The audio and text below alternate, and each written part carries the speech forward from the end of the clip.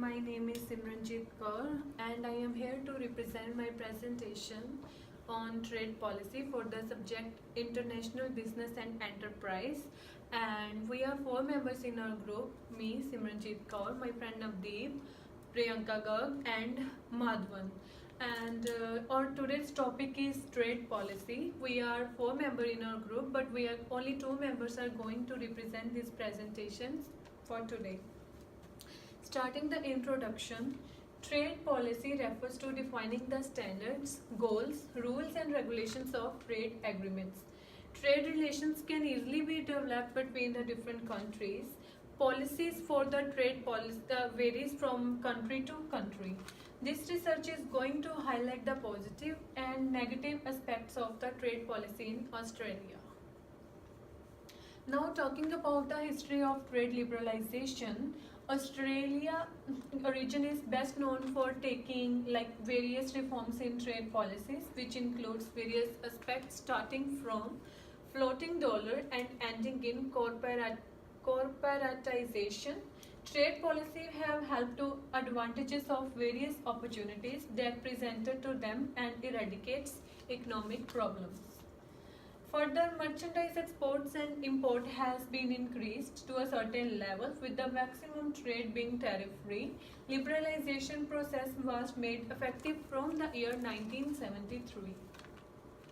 Now, further talking about the positive aspects of the trade policy, I can say positive effects can be determined through various empirical studies and the openness of the relationship. Welfare points has helped to increase the export impediments for having good economic gains. Dynamic and the new economic theory has helped to boost the economy through the dynamism of understanding the competition level. Now the further presentation will be represented by my friend Navdeep. She is gonna tell you the further positive and negative aspects of the trade policy, and at the last she will represent the conclusion. Thank you. Hi, my name is Navdeep Kaur and I am going to present the rest of our assignment.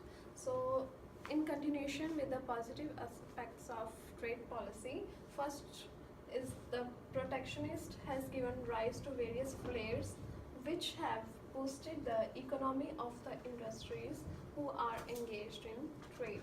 Promotional programs are being used to generate greater benefits for the parties who are engaged in trade. And the positive moves have been brought through the help of minimization of cost, and through the various adjustments can be made easily for better standards of living. And other positive aspects are the employment opportunities has increases very well when the country flourishes with various trade agreements, as more employees are needed for support trade facilities. Like we know, if we do trade agreements more and more, the more employment can be generated. So it is very helpful in that. Interconnectedness and structured pricing are the essence of the high level of employment generation. As I said before, tariffs and other benefits are given so that trade can easily be done between the countries.